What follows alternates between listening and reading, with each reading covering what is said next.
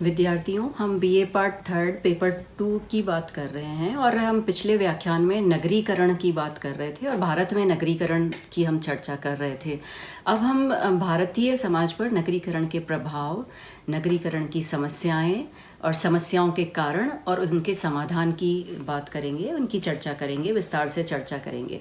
भारतीय समाज पर नगरीकरण का अगर हम प्रभाव देखते हैं, क्या क्या प्रभाव पड़ा भारतीय समाज पर नगरीकरण का, तो हमें ये दिखाई देता है कि परिवार पर सबसे ज़्यादा हमको प्रभाव इसका देखने को मिलता है, इम्पैक्ट ऑन फैमिली। नगरीकरण ने परंपरागत संयुक्त परिवारों को एकाकी परिवारों में बदला है। नगरों में आवास की समस्या के कारण तीन से अधिक पीढ़ी के सदस्य एक छत के नीचे नहीं रह पाते। इसके साथ साथ विवाह पर भी प्रभाव पड़ा है, इम्पैक्ट ऑन मैरिज हमको देखने को मिलता है। और हिंदू विवाह के उद्देश्य और प्रथाएं हमको बदले हुए नज़र आ रहे हैं नगरीकरण की वजह से के कारण। विधवा पुनर्विवाह, विवाह विच्छेद, अंतर्जातीय विवाह आदि होने लगे हैं। तो विवाह पर भी हमको नगरीकरण का प्रभाव देखने को मिल रहा है। नगरीकरण तथा नगरवाद के प्रभाव के कारण संयुक्त परिवार का ढांचा और कार्य एकाकी परिवार के ढांचे और कार्य में बदल रहे हैं। इसके साथ साथ हमको जाति प्रथा पर भी प्रभाव देखने को मिल रहा है, इम्पैक्ट ऑन कास्ट भी हमें दिखाई दे रहा है। नगरों में जाति के विभिन्न प्रतिबंधों में शिथिलता आई है।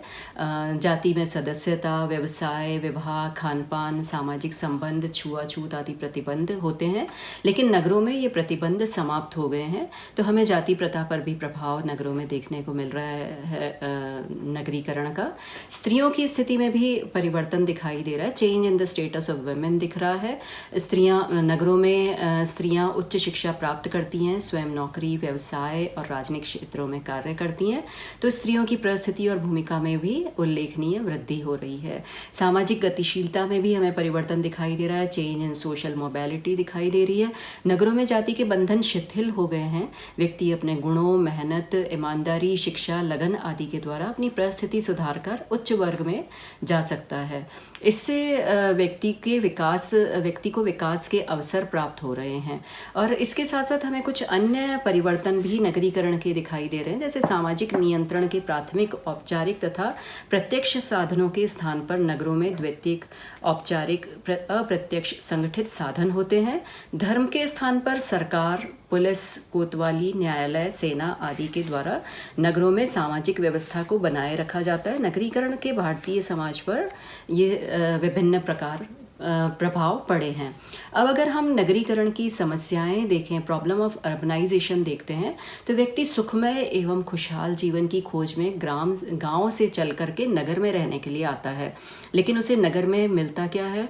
नगर की असंख्य समस्याएं, असुरक्षा, मानसिक तनाव, आर्थिक विसंगतियां, खतरों से पूर्ण कार्य प्रणालियां, धुआं, घुटन, भीड़, शोर, गंदगी के ढेर, भीड़ के होते हुए भी अकेलेपन का एहसास, बीमारियां, खाने पीने रहने जैसी समस्याएं।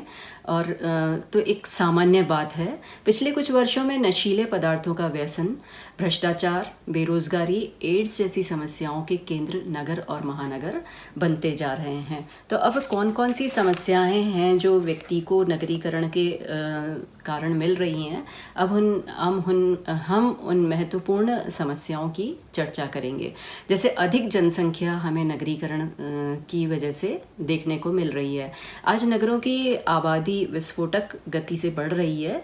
नगर की अन्य सभी समस्याओं का कारण भी जनसंख्या एवं इसके घनत्व का तेजी से बढ़ना है। इसके साथ साथ आवास और गंदी बस्तियों की समस्याएं भी हमको नगरों में दिखाई दे रही हैं। हाउसिंग एंड स्लम्स हमको दिख रहे हैं। नगरों में आवास समस्या एक अन्य मुख्य समस्या है। मकानों की कमी के कारण झुग्गी झोंपड़ी में रहने वालों और फुटपाथ पर जीवन यापन करने वालों की संख्या में तीव्र गति से वृद्धि हुई है। इसके साथ साथ हमें यहाँ पर और गंदी बस्तियों में अनेक अन्य सामाजिक समस्याएं भी पैदा हो जाती हैं, जैसे अशिक्षा, बाल शोषण, वेश्यावृत्ति, नशाखोरी, बाल अपराध, मादक पदार्थों का दुरुपयोग, व्यसन आदि। इसके साथ साथ जल आपूर्ति तथा जल निकास भी अपने आप में एक बहुत बड़ी समस्या है। वाटर सप्लाई एंड ड्रेनेज की हम बात करें अगर, तो पेय एवं स्वच्छ जल भी नगरों की आवश्यकता है। और देश की सभी नदियों का पानी नगरों एवं औद्योगिक केंद्रों द्वारा गंदगी नदियों में छोड़ने के कारण प्रदूषित हो गया है। रंगाई के कारखाने और औद्योगिक इकाइयां जल का बिना कोई शुद्धिकरण या ट्रीटमेंट किए प्रदूषित जल नदियों या मिट्टी में छोड़ देते हैं। इससे दूर तक के क्षेत्रों में जल प्रदूषित हो जाता है। खुले गड्ढे तथा मकानों के आसपास गंदे पानी के एकत्र होने से मक्खी मच्छर पनपते हैं जो बीमारियां फैलाते हैं और साथ साथ गंदगी फैलाते हैं। अब हम अगर कचरे की बात करें, रबिश की बात करें, तो ये भी एक बहुत बड़ी समस्या है, नगरीकरण के बाद उत्पन्न हुई है। तो गंदगी का सीधा प्रभाव नगर के पर्यावरण को प्रदूषित कर देता है और उससे विभिन्न प्रकार की बीमारियां फैलती हैं। इसके साथ साथ स्वास्थ्य सुविधाओं का अभाव भी हमको नगरों में देखने को मिल रहा है। लैक ऑफ मेडिकल फैसिलिटीज़ हैं। सभी के लिए स्वास्थ्य सुविधाओं को प्राप्त करना संभव नहीं हो पाता। कम से कम असंभव नहीं तो कम से कम कठिन तो अवश्य होता है, क्योंकि इतनी चिकित्सा सुविधाएं उपलब्ध ही नहीं हैं जितनी जनसंख्या नगरीकरण की वजह से नगरों में बढ़ती चली जाती है। इसके साथ साथ परिवहन और यातायात भी एक गंभीर समस्या के रूप में नगरों में देखने को मिलता है। और पॉल्यूशन अपने आप में एक बहुत बड़ी समस्या है नगरों में दूषित पर्यावरण ने लोगों का जीवन दूभर कर दिया है। वायु, जल और ध्वनि, ये तीनों प्रदूषण सभी नगरों की एक बहुत बड़ी समस्या है, क्योंकि यहाँ पर यातायात के साधन बहुत अधिक हैं, उद्योग धंधे अधिक हैं। तो इस कारण से हमें कई बीमारियाँ प्रदूषण की वजह से यहाँ देखने को मिलती हैं, जिसमें कुपोषण और त्वचा रोग और आँखों में जलन आदि है। भीड़ भाड़ भी यहाँ पर हमें दिखाई देती है अधिक। नगरों में जनसंख्या का घनत्व बहुत अधिक है। लोग आस पड़ोस तथा दूसरों के प्रति उदासीन होते हैं और में जनसंख्या की सघनता में जितनी वृद्धि होती जाती है उतनी ही समस्याएं बढ़ती चली जाती हैं। अब ये जो नगरीय समस्याएं हैं, इनके क्या कारण हैं, ये भी हम चर्चा कर लेते हैं। Causes of urban problems. तो जो मेजर प्रॉब्लम्स हैं नगरीय समस्याओं के कारण, जो मेजर मुख्य कारण हैं, उनकी हम बात करते हैं। जैसे माइग्रेशन है, जिसको हम प्रव्रजन कह रहे हैं। तो माइग्रेशन की वजह से भी जनसंख्या वृद्धि होती है, जिससे आवास, गंदी बस्तियां, ध्वनि, जल प्रदूषण, कचरे के ढेर आदि जनसंख्या वृद्धि के कारण ही हमें दिखाई देते हैं। इसके साथ साथ औद्योगिकीकरण भी एक बहुत बड़ा कारण है, इंडस्ट्रियलाइजेशन, जिसकी वजह से हमको नगर में समस्याएं देखने को मिल रही हैं।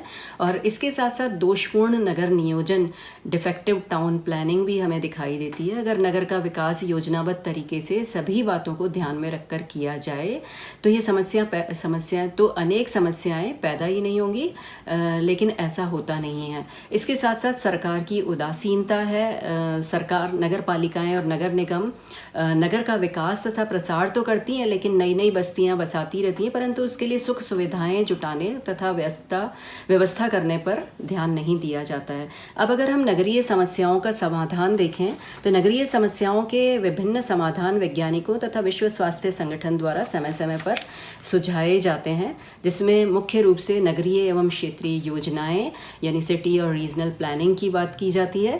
तो नगरीय और क्षेत्रीय योजनाएं बनाई जानी चाहिए, ताकि 2 स्तर पर हमको योजनाएं बनानी होंगी, तब हम नगरीय समस्याओं का समाधान कर सकते हैं। उद्योगों को अन्य क्षेत्रों में प्रोत्साहित करना होगा, वित्तीय साधनों की व्यवस्था करनी पड़ेगी, कानूनों में सुधार करना पड़ेगा और निजी वाहनों को प्रोत्साहन देना पड़ेगा, तब नगरीय समस्याओं का समाधान किया जा सकता है। अगर हमको विश्व स्वास्थ्य संगठन कहता है कि अगर स्वस्थ नगर चाहिए तो हमें निम्न सुझावों पर ध्यान देना पड़ेगा। संगठनों के प्रयास करने पड़ेंगे, ऑर्गेनाइजेशंस को एफर्ट्स डालने पड़ेंगे, प्रदूषण पर नियंत्रण करना पड़ेगा, जनसंख्या दबाव एवं माइग्रेशन रोकना पड़ेगा, स्वस्थ इकाइयों की स्थापना करनी पड़ेगी, यानी स्वस्थ पाठशाला और स्वस्थ कार्यस्थल, स्वस्थ बाजार आदि हमें बनाने पड़ेंगे।